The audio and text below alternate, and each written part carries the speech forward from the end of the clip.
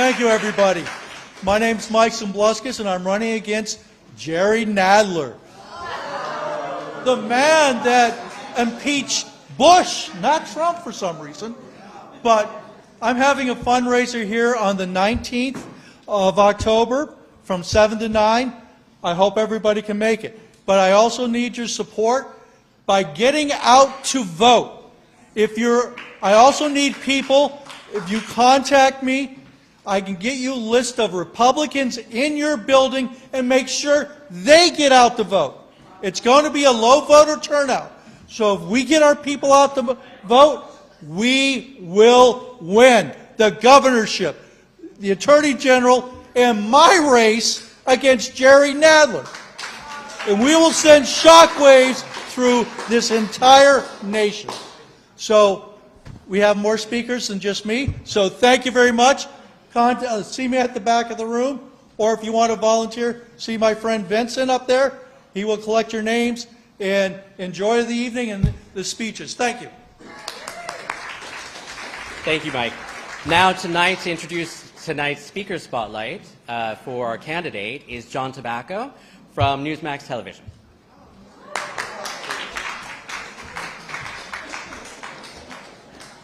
Greetings. Greetings. Greetings. Just right into this. Okay. I am not the candidate. But I am here tonight as John Tobacco citizen because us Newsmaxites aren't allowed to endorse candidates. But my co-host, Cara Castronova, who is one of the most amazing women you will ever meet in your entire life, is the candidate in Long Island. You have any friends out there in Long Island? In Elmont, in New York 22, she's running for the New York State Assembly. And I can tell you firsthand, because I'm with her all the time, and day and night we're working hard on Wise Guys on Newsmax to try to bring America the truth in our own special way. But her main focus that I've seen over the last couple of years is doggedly investigating, advocating, and fighting for people who were arrested on January 6th, mostly people who were nonviolent and never even went in the building. And I say to her sometimes, Cara, why the hell are you doing this? Do you know some of these people? She says, no, it's just not the way it's supposed to be in America.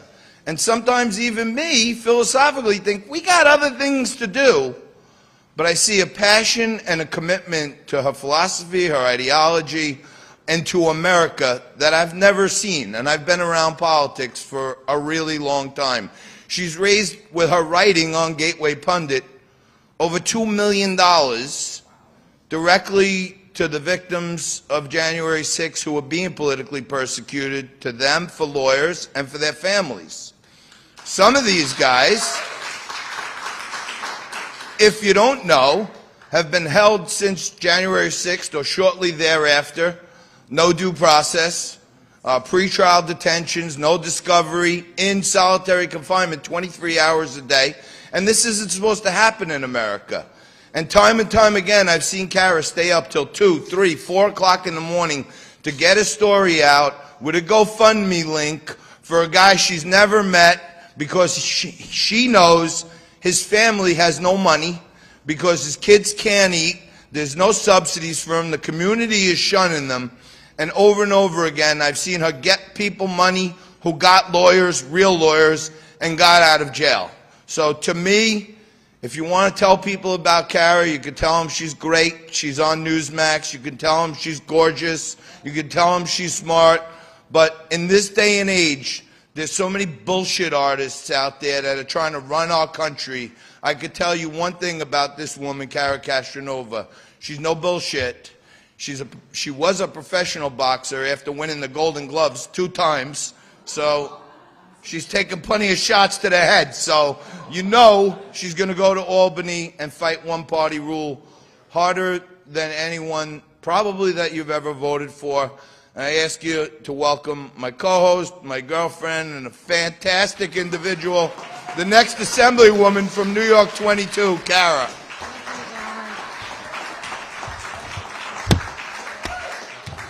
Test, okay. Sorry about that. Thank you, everyone, for being here tonight, and thank you, John, for that really nice introduction.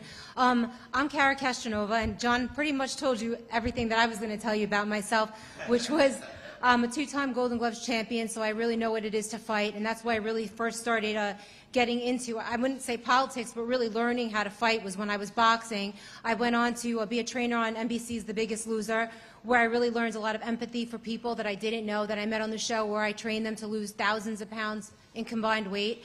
That's going back, not to age myself, over 10 years. Fast forward, to make a long story short, to the lockdowns of 2020, when the state got locked down, and I started really realizing something was very wrong. Actually, I'm going to go 2 years before that, 4 years before that. 2016, when Donald Trump ran for president, was the first time I ever voted for a Republican.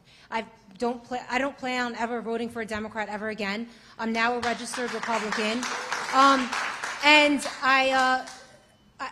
I didn't consider myself a Republican until the lockdowns, because I saw how demonic the Democrat Party had become, and I realized just how unhinged they were. And they did things in the past 2 years that I find to be completely unforgivable, down to literally tearing apart families at the seam. I'm part Asian, I'm half Chinese, and I haven't seen the Chinese side of my family since the lockdowns, because they're still terrified. They've been so terrified by their own party to be around unvaccinated and unmasked people that I literally haven't seen them in over 2 years now. And I also can't forgive them for the way that they locked us out of the hospitals when we had elderly, sick people in there, and many people died alone. So these are some of the reasons that I really want to go to Albany. Besides the fact that I obviously, the crime is out of control in New York. The bills that they're writing are out of control. The bail reform needs to be reformed. Everything that has to do with what I think is wrong. My opponent, the woman I'm running against, is on the health committee, where they're now trying to pass a bill that says that you could be a teenager, 14 years old, and get a medical procedure without parental consent, which means a vaccination, any type of hormone therapy. This is things that they're trying to pass underneath our nose while we get distracted fighting with each other. I've always said they divide and distract. So I would be part of the assembly, which would be a vote for everybody here in this room, a Republican vote for the right, in my opinion, the right vote. It's not about blue or red, it's about right and wrong. And right now, as a Republican, I believe I'm on the right side of history, and I'm on the right side of things. And I'm a journalist and an activist at heart. Like John mentioned, I started Citizens Against Political Persecution. I started Liberate New York to fight the mandates and to fight the vaccine mandates. I'll be up there blowing the whistle on any bill that people aren't paying attention to, because people do tend to be divided and distracted. So bills they're trying to pass, the Democrats underneath our noses, I'm going to be up there with my journalistic intuition and my activist intuition and letting everybody know exactly what they're trying to pass when nobody's paying attention. So I think that's what my role is going to be in Albany, because let's admit, the Democrats will have the majority, at least for the foreseeable future. You never know. There could be a miracle, and I do believe that in the end God wins, and I do hope it's going to be this November. So you could follow me. I'm going to do a fundraiser in the city in the next couple weeks, and you could join my mailing list at Cara, C-A-R-A, forassembly.com. It's going to be really good. I'm going to have some really special guests. And anybody here is welcome to come. Like I said, I'm running to represent District 22, but really represent the entire state and be sort of a mouthpiece and a sounding board for the Republican causes and for the things that we hold dear, to be out there speaking and using the platform, really. So you can follow me there. And any contribution, and like John said, I've raised over $2 million for prisoners.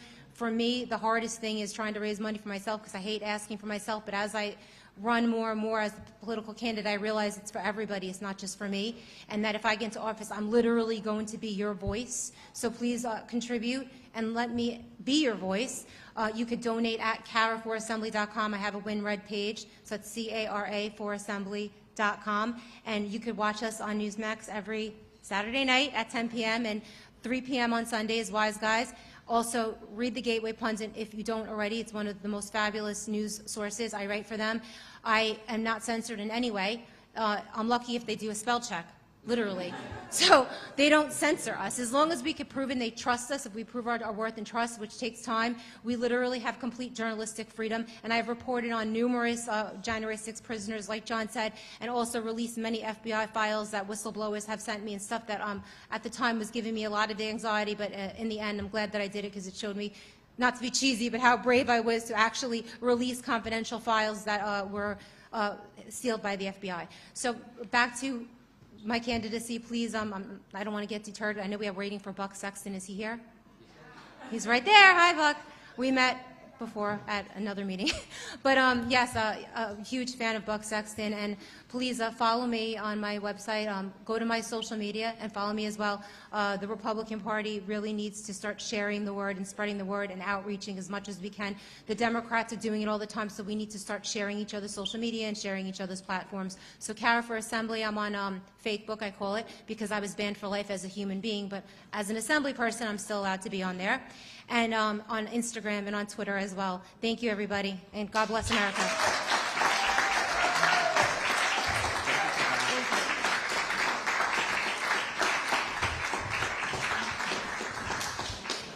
So now on to our main event. Buck Sexton was the 2021 Metropolitan Republican Club Gala honoree, and he is the co-host of the Clay Travis and Buck Sexton Show. The frequent Fox News guest previously served as a CIA officer in the Counterterrorism Center and the Office of Iraq Analysis.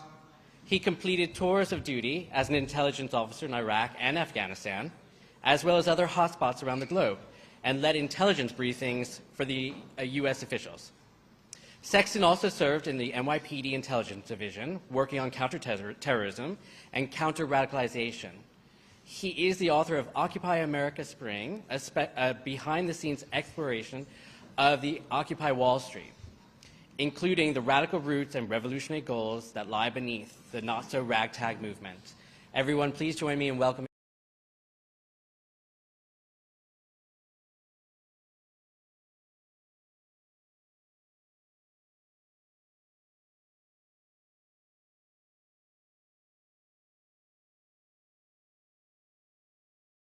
see some of you again. I know I was here last year, and with each passing year now, post-2020, it feels like life is getting a little bit more normal, although perhaps slower in New York than some other places. Most important order of business, though, I got engaged recently, and my fiancée, Ms. Carrie Flatley, is here from Fox News. She is a producer.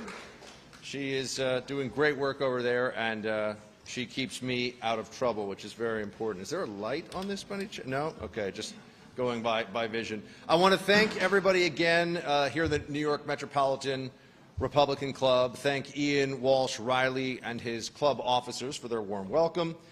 I mean, sitting in this charming townhouse on the Upper East Side, surrounded by fellow conservatives, a warm, euphoric feeling washes over me, kind of like Hunter Biden with the pipe after a long one, if you know what I mean. You know, things are feeling. Did you see the photos, by the way, on the water slide? Just throwing that out there. There's actually a Washington Post report today that they're considering charges against Hunter. But anyway, great to see all of you, and there is certainly a special kinship among those of us who are Republicans in this city, because we are deep behind lunatic liberal lines. And while the great restaurants can sometimes make it feel worthwhile, the politics of this place and the streets seem crazier than ever in a lot of ways. And I grew up here, by the way. I went to Regis on 84th Street, St. David's on 89th Street, lived at 75th Street. So not just here in the general sense, but like basically right here. I used to walk past this building all the time. So here's what I'm going to argue today, and actually I'm going to take this out because I do a 3-hour-a-day radio show, and believe it or not, I got about 3 more hours in me, so I'm going to keep this at about 25 minutes, let's say. So we're not going to, because I want to do some Q&A, and we'll go through some questions, we'll have some fun with all that. So I would argue we are in some ways in this city, and perhaps in the country, it's the worst of times, the best of times. Apologies to Dickens if I got that one backwards. Let's start with the bad times that are going on right now. There are obvious things, right? The economy, inflation, crime, the border, COVID mandates, trans surgeries for minors, the Green New Deal madness. It has all come with enormous costs in the last couple of years. Lives have been ruined, livelihoods destroyed. And in Joe Biden, we have a sub-mediocrity who is clearly in cognitive decline. This is, in fact, the closest thing we've ever seen to a Weekend at Bernie's presidency. I don't know how many of you are familiar. No one is familiar with that movie, are you? Oh, okay. All right. Just making sure. It is not a good movie, but it is very apropos for the moment we're in.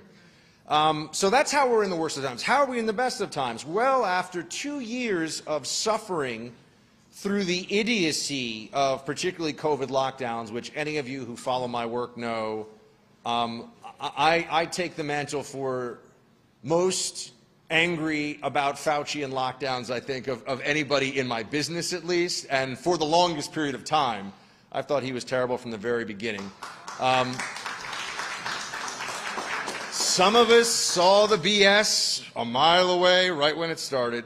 Weren't that many of us, I will say. A lot of people jumped, but, you know, the bandwagon jump on for anybody on the right in media who didn't see it. So, is everybody all right over there? Everybody good? Going once. There we go. There we go. We're having a party. It's cool. I know the wine is flowing. So, the reason that it's good, the good news right now is that we are 30 days away, perhaps, from stripping power away from and slapping down the most authoritarian, ruthless, incompetent Democrat Party in the modern history of this country.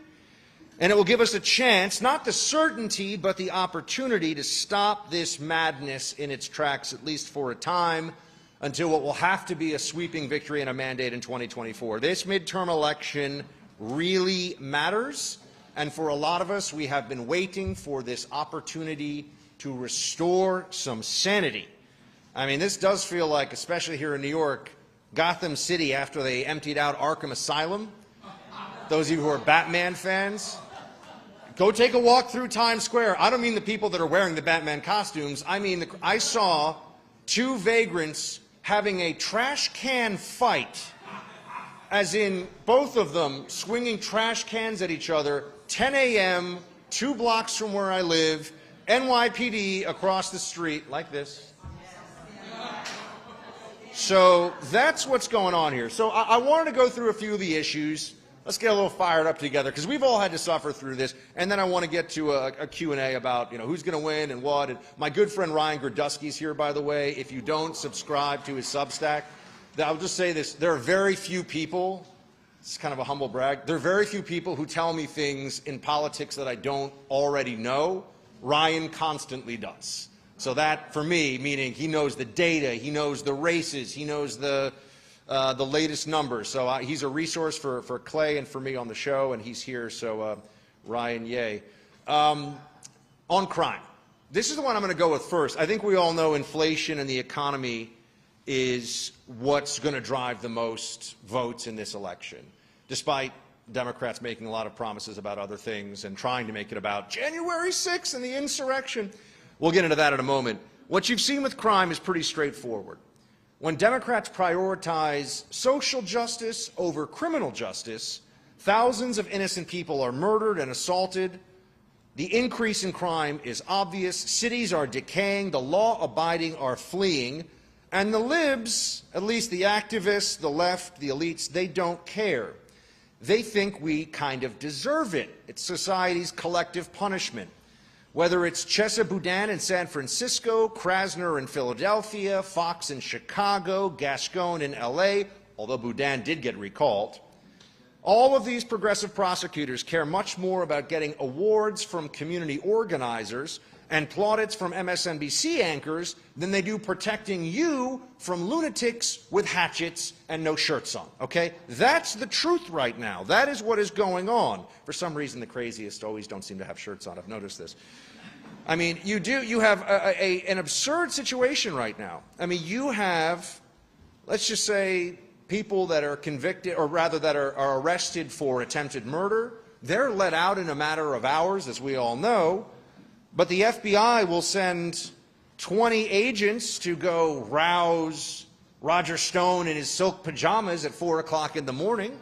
The FBI will tell you that they have time for any number of things that have nothing to do with public safety, like the raid on Mar-a-Lago. What was that all about again? If you look at the list of stuff they grabbed, it is truly mind-blowing. I'm minding my time. We're moving for anybody who's getting restless over there. So the crime situation is completely out of control, and I think we all understand why. Let me focus in on New York for a second. I mean, de Blasio and the Democrats did everything they could think of to destroy law and order in this city. And in 2020, they exploited the emotional panic over the George Floyd incident to push the city over the edge. And that's where we are now. What happens when you're pushed over the edge? The momentum is going in only one place.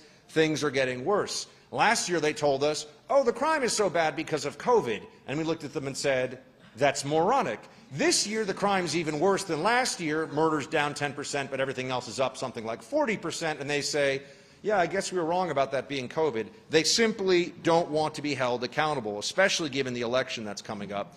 You may have seen the New York City mayor, Eric Adams, recently said, New York has a brand. Kansas doesn't have a brand. Kansas also doesn't have lunatics running around arrested 100 times, including for weapons offenses, and let out in a matter of hours on arrest number 100. I have to wonder, does the district attorney give them a cake or something at some point? Do they get an award? When you get to arrest number 200, do they do a little parade for you? Yes, New York does have a brand, and it's one that the Democrats are trying to destroy. I had to take a photo of this just to convince myself, as much as everybody else who I talk to about this city, a city that I love, that I think is the most amazing city in the entire world. I just want it back. I just want it to what it was 10 or 15 years ago. I am as pro-New York and of New York as any person you will ever find. I'm just speaking to the reality that all of you are dealing with. Some of you probably live within a few blocks of the guy who, there was video of this, you probably saw it, New York Post covered it. He used his car to ram another car on like Lexington and 91st, and they ran in and they drew guns and this is in broad daylight. This is like down the street from the Sacred Heart School. This is what's going on here now. So I think we've all had enough of the experiment in social justice over actual justice, pushed by the progressive prosecutors. One more thing I'm just going to bring up. Oh, I was telling you I have to convince myself about this. I took the photo of the gun-free zone in Times Square.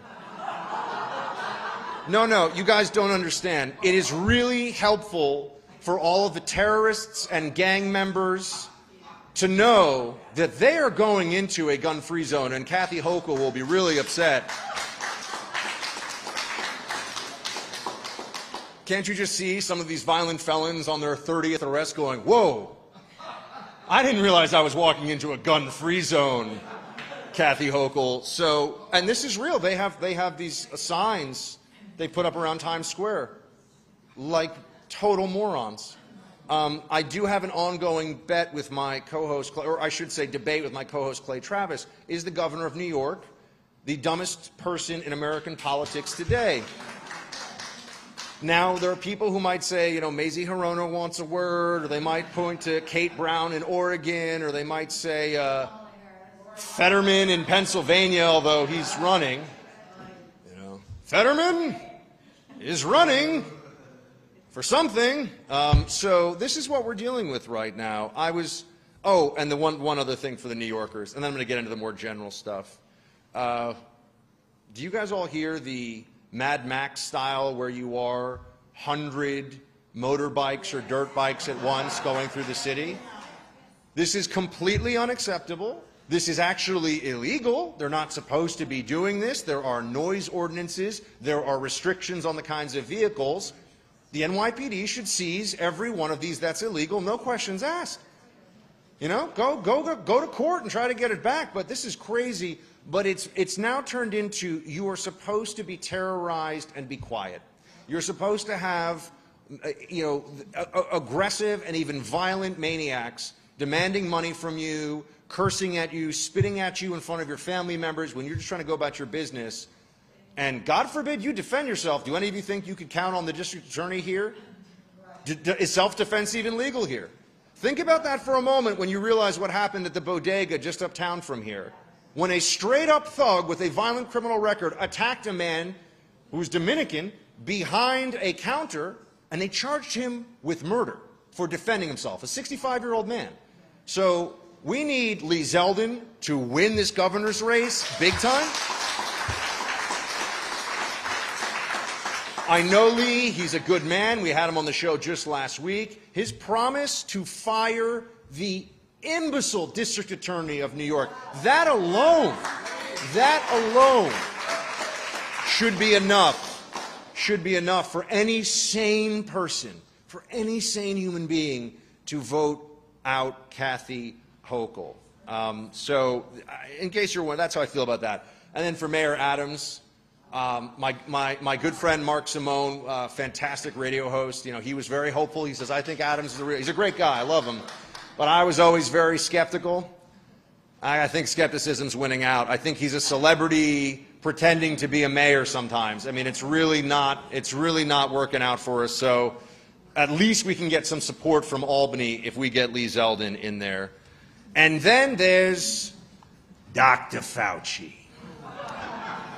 And the COVID lockdowns and the madness that we were put through in this city. Those of you who listen to my program, the Clay Travis and Buck Sexton Show or the Buck Sexton Podcast, please subscribe. You know how I feel about this, but I'd like to remind everybody, this is the first time we will be really having a major election nationwide that is a referendum on the abject insanity, stupidity, and tyranny of the COVID lockdowners, which just became synonymous with the Democrat Party. I mean, Fauci is a monstrous little tyrant. He went to Regis, by the way. It's like, you know, he probably walks around saying, I'm the most famous Regis alum. Whatever, I have more Twitter followers, Fauci. Leave me alone. So, Commissar Fauci, just so you know, is still insisting as of today, or maybe it was yesterday, that you all need to get ready for shot number 5, plus the flu shot, so that's 6. You need to get another round of shots, because the first worked so well. Every person in here probably knows a lot of people who got the vaccine that lasts at best for about 2 months, and at best may mitigate some of the symptoms for those who are at high risk. This is the most garbage vaccination program in history, and it's the most overreaching and tyrannical simultaneously. And Fauci, the little commissar, the evil Smurf, was at the very heart of all of it. He fooled so many smug lifestyle liberals, nowhere near they think they are, and there's still some of them walking around double masking. You know? They didn't mask up hard enough, folks. This is my favorite thing, when Biden got it and then got it again after getting his 5th shot. Biden didn't take the virus seriously. I don't know what to tell you, you know. Obviously didn't rub enough Purell in his hands. The lunacy of what we were all made to do. My favorite of these stories, and I might go a little above 25 minutes. My favorite of these stories, Ian will give me the, you know, don't worry, I promise I'll get you out in time for dinner, was I was at a wine bar in, you know, as one does, over on the west side, and I'm walking in. This is early-ish on in COVID, maybe early summer 2021. And they say, excuse me, sir, you're going to have to put your mask on to walk to your table. I'm not kidding. The table's 5 feet away. It's a little place right by the front door. I'm standing there. I walk in, no mask outside, because that's truly insane. Biden was wearing masks outside 3 weeks ago, by the way. Still, kind of, you know, doing the Biden shuffle and getting lost, and then doing the shuffle here. He's wearing but he's sharp as a tack behind closed doors. You don't understand. That's what they all say. The White House press corps. He's doing pull-ups, man. He's reciting Hamlet. Biden's amazing. You just don't know what's going on. So I go to sit down at this table, and I walk the 5 feet. I put on my little cloth mask with, you know, air blowing up and below, because, you know, aerodynamics, not something anybody thought through with this. And I sit down, and they say, I'm sorry, we also have a policy here you can't actually take the mask off until you get your drinks. And I literally look at them and I'm like, you know that there are 2 water glasses and water on the table. What do you want me to do? And I'm not kidding. They looked at me like I had crossed the streams in Ghostbusters. Like it was, what do you mean? Water? You know, you're supposed to wait. People were forced to act like morons by a Democrat collectivist pseudo-consensus that they pushed in an election year to defeat our excellent President Donald Trump, who had an amazing economy. And, you know, it drives me insane. They were wrong about everything, and they want accountability for none of it. They expect us all to kind of forget and keep going along for this. One of my other favorite, I could go all day. I mean, social distancing was always so stupid and arbitrary. 6 feet. You remember standing in the outside, 6 feet apart from each other? Oh, they had these bubbles that they were putting kids in classrooms 6 feet apart. This was an IQ test that a lot of adults failed. This notion that, oh, but you know, my favorite though, because some of you might have listened to me in WOR. I mean, I was like a man in a bunker in the land of the crazy. And any of you who are here, you know, remember, we're all banging on the pots and pans. We love you, first responders. And then a year later, you're not getting the shot, you're fired. That's how they did it in this city. We love you, first responders, unless you get shot number 6. So, and then they fired them, which is still, you know, they just did, I think, 850 teachers fired in this city for not getting, for refusal to get a shot they didn't need that doesn't stop the spread. Who's in charge? I mean, I walk around, it's coffee, morons, utter morons. I mean, I wish, I honestly sometimes, although they would just make noise and they're childish, but you know, I would love to have some of those Democrat students that show up at the Republican speeches and come up and they're just like, well, how do you know that I'm not a woman? Well, you know, I'm taking a guess, you know, I mean, I'm gonna use my best deductive reasoning, you know. You don't know. You can't tell. My favorite was, though, contact tracing. And by the way, I wrote this big speech. I'm just gonna keep moving and try to go. Contact tracing. I just want to remind you, they hired like thousands of people in New York City for this, okay? They hired thousands of people in New York City for contact tracing. Do you know what the basis is for contact tracing as a successful program? Sexually transmitted diseases. Now, I want you to think this one through for me. If somebody asks you, how many people have you breathed near in the last week? It's a pretty big list.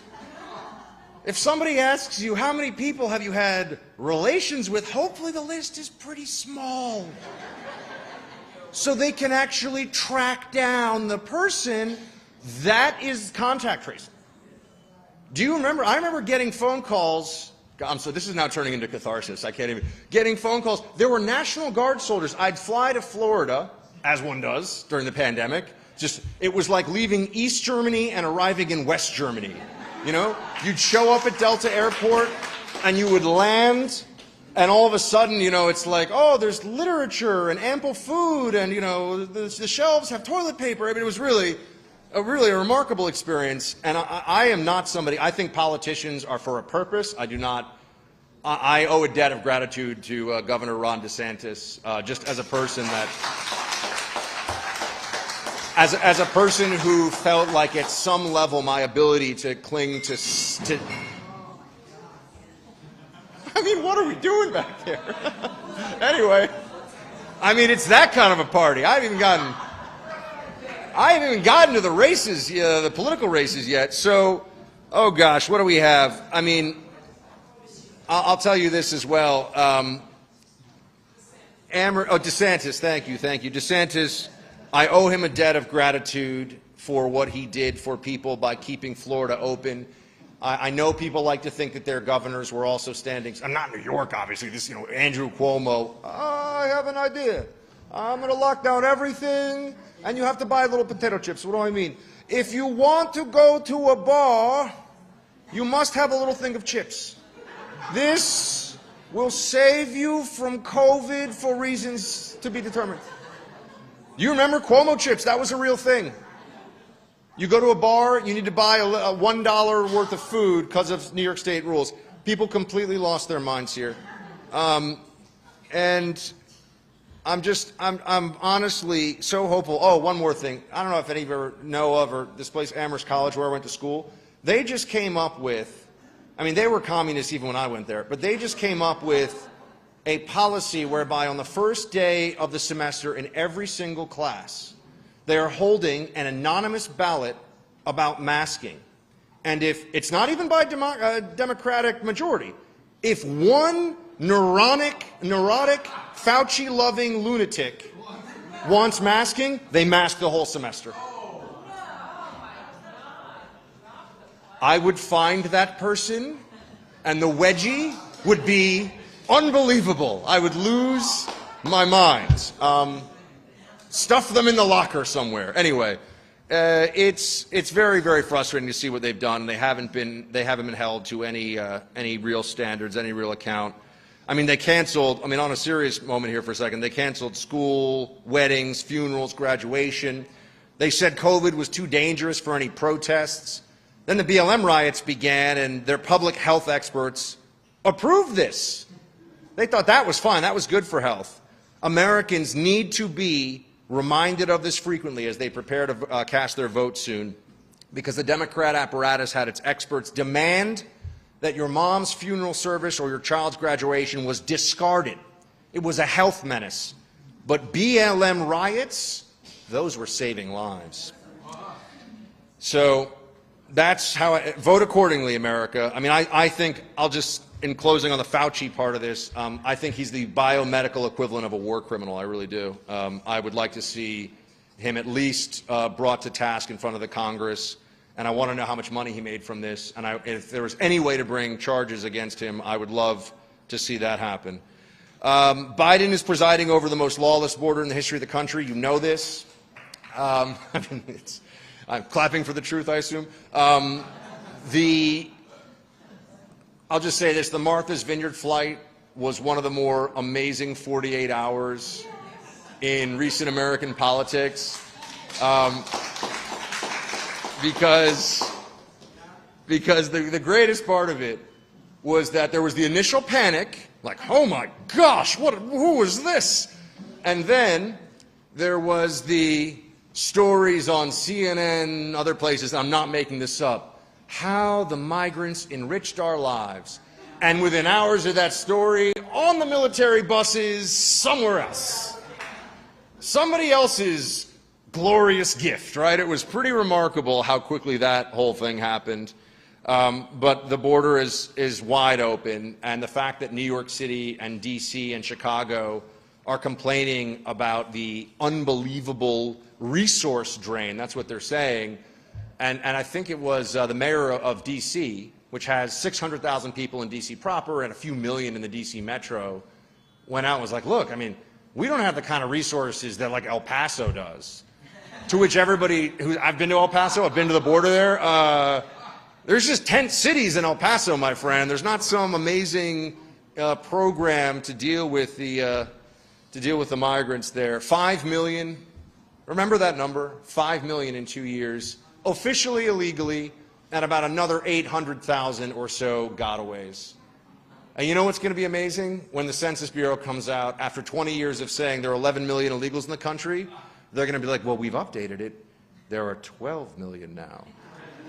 To which anybody who can do math will say, hold on a second, something is going on. Look, the whole point tonight is about crushing the commies and winning this midterm election. And that's where I want to talk about key races for us. And I'll give you the broad strokes, and then if you want to know the actual numbers, go bother Ryan, because he knows all the numbers. I mentioned it before, Zeldin v. Hochul.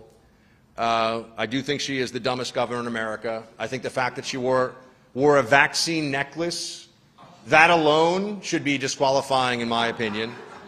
As I have said on radio about her, Governor Hochul is almost metaphysically dumb. You wonder how it's possible for a person to be so ignorant of everything and to run a great state. But obviously we know what happened with Cuomo. So I think there's a very good chance that if I was to pick one place where we might have an upset, am I right on these numbers? If he wins 35% New York City, Lee can pull it off, right? 35% of New York City, Lee Zeldin can win. That's not asking that much. He wins 25%, it's not happening. He wins 35% of New York City, he can do it. You know why he might be able to do it? Because the Latino vote and the Asian American vote in particular are saying, we don't like our streets to be war zones, and we want more cops, and we want more law and order, and the Democrats with their BLM madness, with defund the police, betrayed us. I would love to see more black New Yorkers joining in that as well, and I am hopeful that there may be some surprise, even a small movement of the black vote in New York City would be incredibly welcome and incredibly helpful in that effort to give Lee the race. I know a lot of you are following closely, but I think that may be the long shot that comes through. There's also, we're here in New York, in Oregon, it's a close race for the governor's race there, because Governor Brown, she was the one, sorry, I love all these COVID stories, who had an official policy where they wanted you to tattle on your neighbors if they had more than 5 people in their home during COVID. Call the police because they're violating our arbitrary, you can't have 5 people in a home law. It was madness. So that's something to remember. And yeah, as I've said, she wore Hochul wears a necklace that says vaccine. She should wear a necklace that says IQ 85.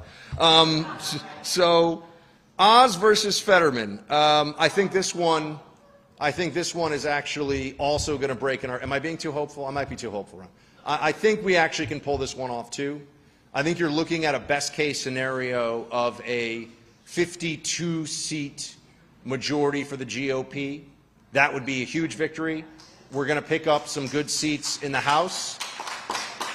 And look, I mean, Biden with the angry old man shouting, pretending to connect with working folks and all this stuff. It's all so cynical, friends. It's all been so dishonest. They promised you unity. They promised you effective government.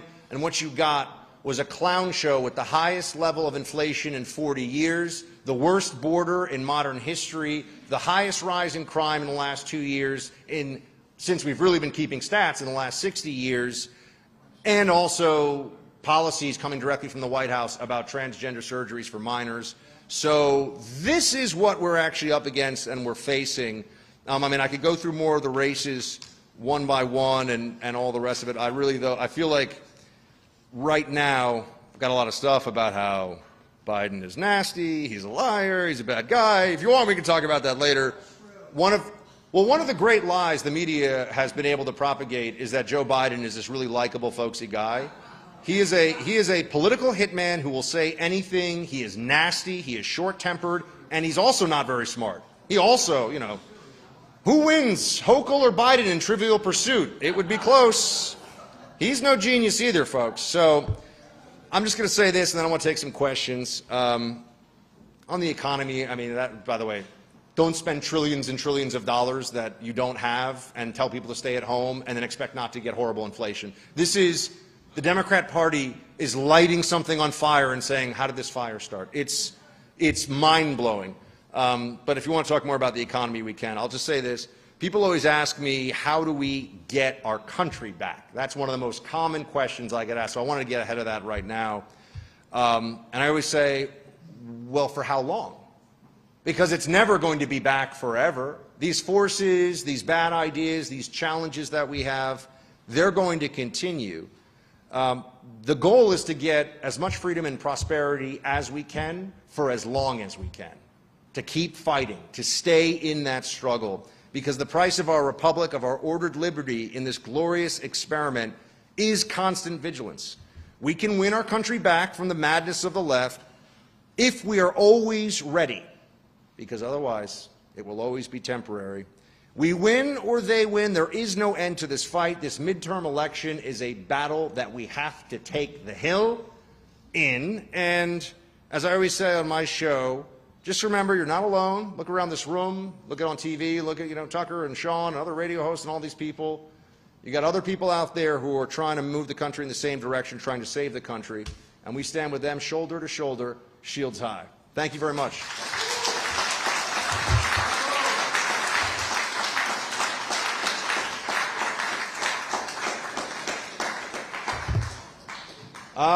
Let's do some questions. I know people are tired. They got dinner, whatever. What do you think, Ian, about, we'll do 10 minutes or so? Something like that. Sounds good to me. Or 10 minutes, or we get one question and none others because no one wants to. Oh, we got some questions. Okay, fine. Yes, sir. All right, so just make sure everyone can hear you. And everyone's. There we go. All right. So a majority of your speech was about the COVID lockdowns and the Democratic response to it. So can you tell me why, other than a select few of Republican candidates, why aren't the voters being reminded about the utter psychosis that they went through during the Republican reign of the COVID crisis? Why aren't they being reminded of it? Yeah? It is a constant frustration of mine. And one that I, in whatever way that I can, try to, I have Berenson on so he can do his victory laps for being right about, Alex Berenson, for being right about basically everything, which someone thinks he wasn't right about things? I'm curious. Oh, I thought someone was making his thing. I was like, I want to know what it is, because he's like, I don't think these shots worked that well, guys. That was last summer. So I think people want to move past it. I think there was so much psychological and emotional damage to us that everyone just wants to put it behind them, Almost like it's like a car accident that you just don't want to think about. They caused the car accident of the lockdowns, though. Not of the virus, but of the lockdowns. I don't know how anybody in good conscience can vote for the Democrats who turned mask wearing and vaccination mandates into a kind of religion, who fired people, including National Guard. So to your question, please help me remind everybody about it. It was the ugliest moment of authoritarianism in my lifetime in this country, and there was no upside to it at all. Yes, ma'am. I'm with you 100%. I was a New York City school teacher. I'm done. I loved it. I was a chiropractor before that, very into health. I don't have Tylenol in my house. Sure. But I do have a scar on my chest because 3 months after taking the vaccine, my heart stopped. And I had to have a pacemaker. And no one, even my doctor at first in ICU, said no way. Then on my follow, I have to tell the story because it's like trauma time. Then on my follow-up visit, he said, I said, Doc, vaccine, I do the elliptical, I this and that. He said, maybe. The third follow-up visit, it's very possible, and the fourth, we're seeing a lot of this. I have this, and I will wear it forever, but it's not. So there is this is now fact. There is an elevated risk, particularly for young men, of myocarditis from this shot. Myocarditis is an inflammation of heart tissue, and if anyone wants to just, yeah, sir, go ahead. I fervently hope the prediction of 52% comes true. I think the Republicans have some responsibility in the nomination process, the primary process, for not putting the best possible candidates forward. And regrettably, President Trump has some responsibility for that in pushing some of his candidates. What do you think about that? Oh, and I would say the Democrats, in the most egregious form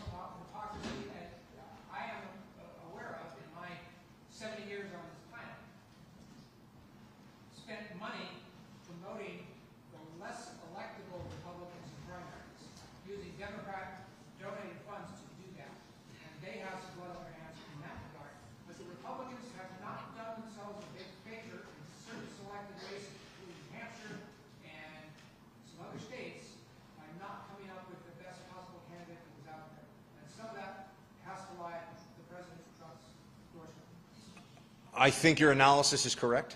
So I'll start with that. I think that is, I mean, we could look at race by race, who the candidates are that you would think are not in the best position. I mean, I'm right. Who was the name you said? I could. New Hampshire? New Hampshire, yeah, sure. Is that Bolduc? Yeah. I just interviewed him, I think, a week or two ago. Honestly, he wasn't even on my radar until he won that primary. I have to look at that race a little bit more. Ryan, can Bolduc win? It's my numbers guy. Ryan's my quant, so if he says no, it's not within 2. I mean, look, it's close. I haven't gotten the sense that that's a loss. We're not really going to, in terms of, I think it would be unfair to say that there are subpar candidates before we see how they actually do in the general. For example, I am very hopeful that I think Dr. Oz will pull it off against Fetterman. I think he's lucky. I know you're scared. I get it. I mean, we might have to, we could bet a beer over this one. But I think he is fortunate that he is up against, if he was up against a formidable Democrat, a likable, formidable Democrat, he would have, fortunately it's Fetterman who's basically costume playing a working class hero. The guy's parents were paying his bills into his 40s. He never even showed up for work anyway. But I think Herschel Walker's going to get it done. I think Oz is going to get it done. I think Laxalt is going to get it done. Blake Masters is debating tonight. We'll see. He's up against, I'm an astronaut. I'm an astronaut. I mean, that can be kind of hard. Go ahead. Hi, Bob. Nice to see you again. You too. I'd like to bring some attention to the Attorney General race with Mike Henry and Tisha James. And I think after today's poll that came out and numerous other polls and a lot of support from common sense New Yorkers, I think, in my personal opinion, I think Mike has a real good shot over Letitia, finally taking out Letitia James. What do you think Mike Henry knocking out Letitia would do to the witch hunt on the Trump organization? So first of all, I wish him all the best. I mean, I think Tish James showed everybody exactly who she is with this farcical, I don't mean unjust, I mean farcical Trump civil case where it's about the inflated asset, and this is a joke. This is just trying to pander to her base. So she's an unserious person who uses the law for explicitly obvious political purpose, and she doesn't deserve the job that she has just as a result of that. But the real witch hunts against Trump, unfortunately, are at the federal level still. So it'll help a little bit with the ending the harassment, but I will tell you off the record, meaning they were off the record to me, or maybe it was for not for attribution, I can't remember now. I've had 2 former attorney generals tell me they believe that they're going to bring an indictment against Donald Trump. Federal level. The Department of Justice for obstruction and mishandling classified. I'm not saying that will happen. I'm saying I have had 2 former Republican attorney generals tell me they think it's better than 50-50 odds. Is this at his time as the president or towards the Trump organization? This is Donald Trump in his personal capacity, federal criminal charges. I think it's crazy too. I'm just telling you what it's on the Mar-a-Lago stuff. On the Mar-a-Lago stuff. I know. It's crazy. The libs are crazy. I keep telling everybody, I just don't have the time. I just want to write a book, and the title's going to be The Libs Are Crazy, and I'm going to explain to everybody these people are out of their minds. There's something deeply wrong with them. Yes, ma'am. Actually, you did a very good job talking about getting rid of the local and the crime. But I was wondering, I have many friends who feel that Eric Adams is actually worse than Blasey. He is. Red. He basically pretends he's very anti-crime. I wish I could Twitter also. And I feel that Eric Adams benefited from a lot of Republican support or hopefulness. And I was never skeptical. I was less than that because I talked to police officers, and he was one of the most hated captains there. He was hired NYPD. I heard that too. That's all you need to know. I know. Look, it's not good. Why do Republicans so easily be got out? That's my question. Why do we keep all somebody has to do is offer us crumbs, and we go right behind them? Yeah, I think Eric Adams is so far an enormous disappointment, looks incompetent, and says a lot of the wrong things. I mean, this focus, just so you know, on the guns, I mean, sometimes I just want to high five. Your analysis of the situation is excellent. I don't think that I have much to go beyond what you said, just to try to add to it. They keep talking about bringing crime down. You know what they always focus on? Other than the insurrection, which I know you're all up late at night, worried about some middle-aged folks taking selfies in the Capitol building, and oh my gosh, and the guy like the Chewbacca with the hat and everything. But the reality is, they talk about getting guns off the streets all the time. They want to make stricter gun laws. There was just a court case today that shows that the New York system here is flatly unconstitutional for legal ownership of guns. You know what they do when they find people on the street actually with illegal guns? Nothing. So they tell us it's about the guns. We need federal gun legislation. We need to get all the guns out of the law-abiding people's hands. And then when they catch gangbangers on the streets for the 5th time with illegal possession, you know what they do? Nothing.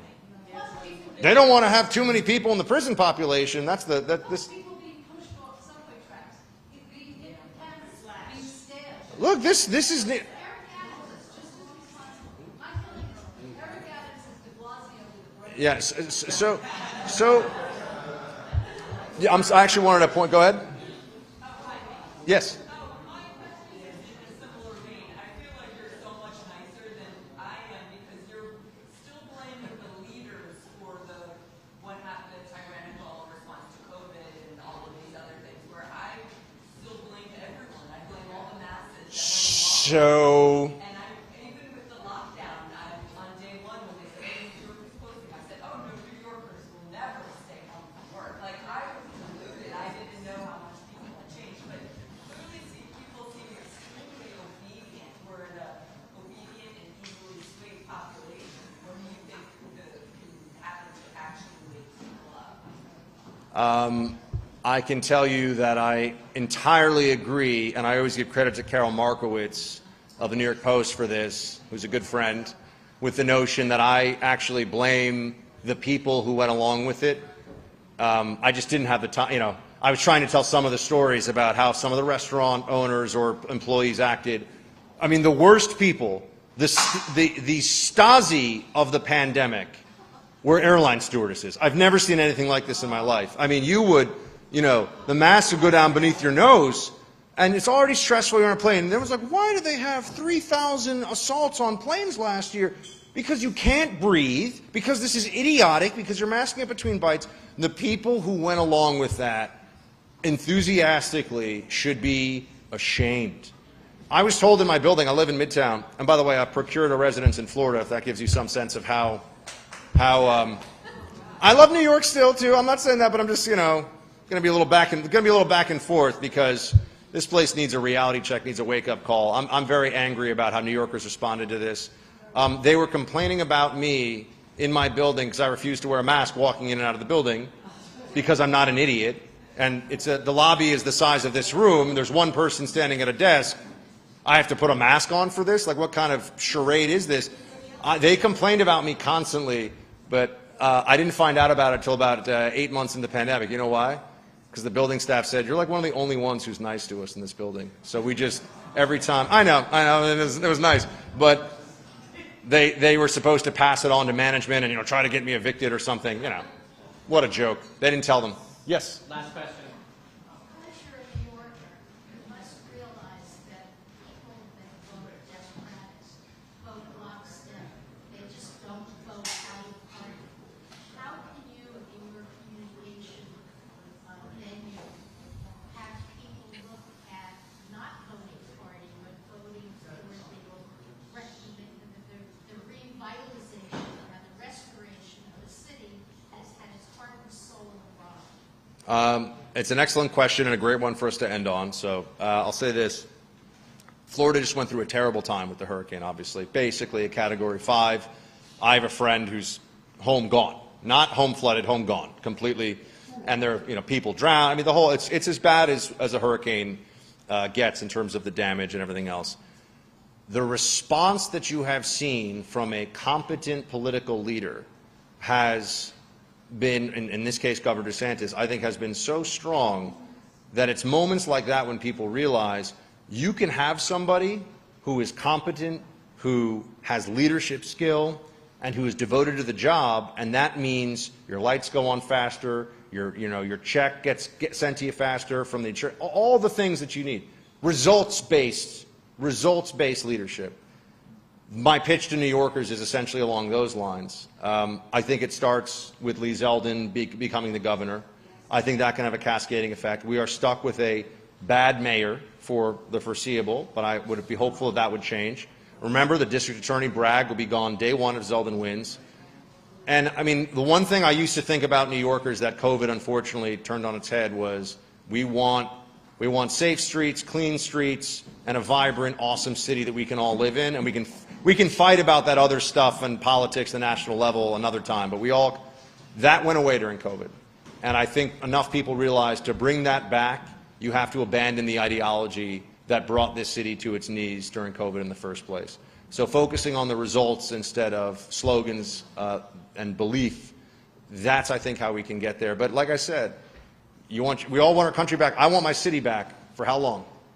And what's it going to take to get there? So that's what we're working on. Thank you so much all for your time and attention. I appreciate it.